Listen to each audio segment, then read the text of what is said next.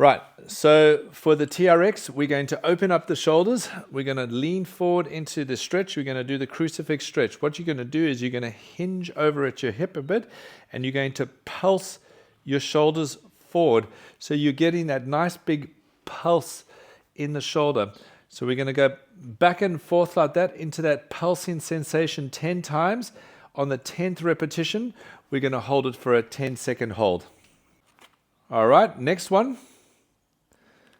We're going to put the elbows at a right angle like this. You're going to scoop your pelvis up and under, lock your abs in. You're going to lean forward to feel the stretch in your external rotator of your shoulder, and you're going to pulse forward 10 times. Be a little bit more gentle on yourself on this one because it gets right into the pectoral and the deltoid area. So you're feeling that stretch, you're pulsing and pushing forward like that 10 times. On the 10th repetition, we're going to hold it for 10. We're going to do the face pulls to open up the external rotators of the shoulder. So you're going to choose an angle that makes it quite easy. Very important that you keep your abs locked and your butt tight. You don't want to be overarching your lower back. So you're going to row shoulder blades up, externally rotate the shoulder, feel the external rotation, push the arm back, 1, 2, 3. Internally rotate, but keep the shoulder blades together. So the whole time you're doing this movement, you must make sure that the shoulder blades are locked in. When you release forward, don't let your shoulder blades fall out, yeah? You're going to do 10 reps of external rotations. Okay, so for the hip flexor lunge stretch, we're going to elevate the front foot up onto the bench or the box. You're going to put your front foot flat on the blocks, yeah? Bend your front knee, so like a lunge position. Now what you're going to do is you're going to try hold your posture as upright as you can, so you can use your hand on your knee for a little bit of stability. You're going to bend the back knee down, and then what you're going to do is push the back leg straight. When you push the back leg straight, don't lift the hips up. Try and go down. So I push the back leg straight, 1, 2, 3, bend down, go deeper. Push back leg straight, 2, 2, 3. So you're going to feel quite a big stretch in that hip flexor. It's very important that you keep your spine in a vertical manner. So lift your chest up. Don't let your spine fall forward. You're going to do 10 presses, and on the 10th press, you're going to hold it for 10 seconds.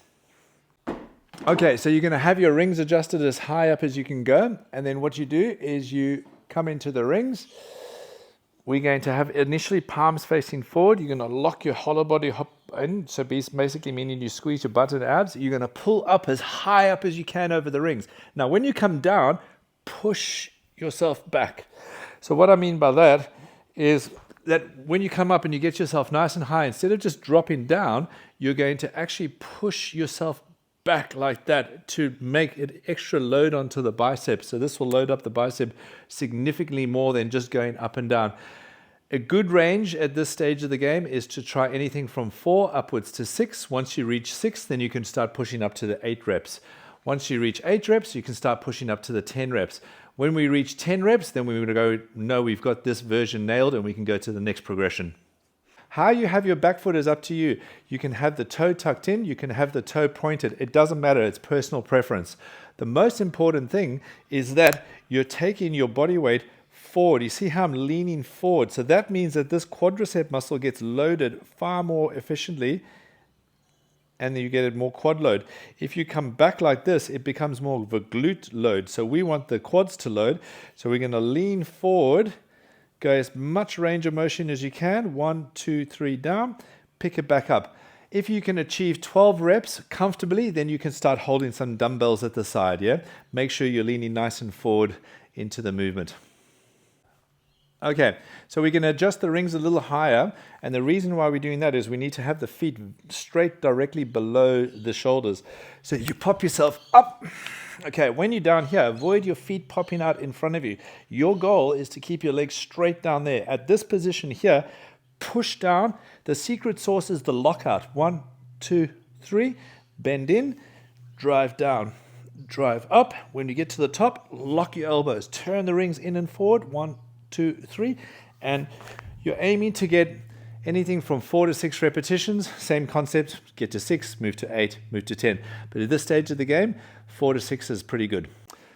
Okay, so for the heel raise squat, you must make sure that you keep your ankles up at all times. So you're going to maintain the ankles up, keep your posture nice and upright. So you're keeping your spine as vertically upright as you possibly can tolerate. You're going to get down as deep as you can. Hold, 1, 2. When you come to the top, you're keeping those ankles up the whole time, and then you're coming back down again. There's a fair amount of balance required with this one. You're going to keep it nice and steady, nice and strong, and maintaining the ankles up. You're going to do a minimum of 10, pushing up towards 20.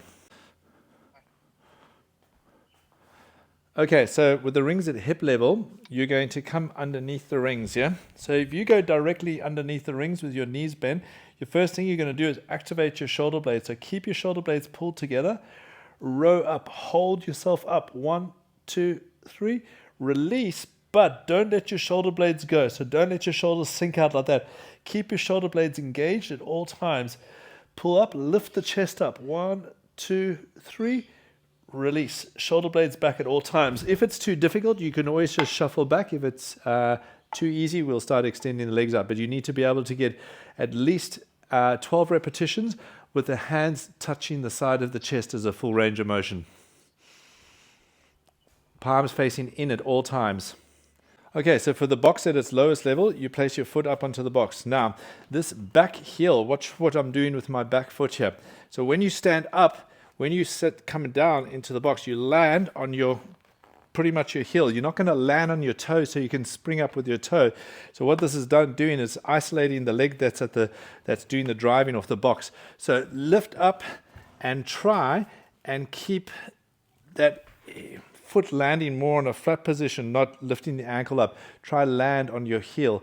It may not be perfect, but that's the intention, is to land using the majority of the leg that's doing the stepping up and down, taking the majority of the load.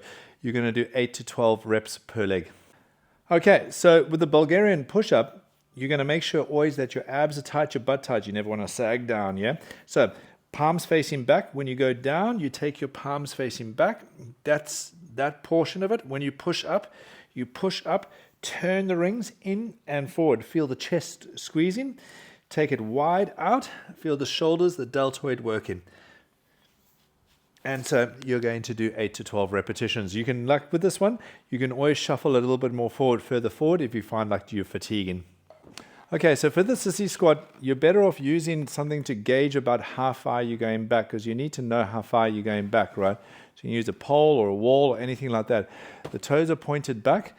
The pelvis is tucked up and under. You're ensuring you've got a nice soft padding underneath your knees. Keep your pelvis locked up and under. Don't make the mistake of arching your lower back when you do this one. Hands out in front of you. Lean back as far back as you can go. Tap your head on the wall. Come back. If it's too easy, shuffle forward. Try it out from there. Tap your head. Come back. Make sure pelvis locked up and under. You're going to go for 8 to 12 reps.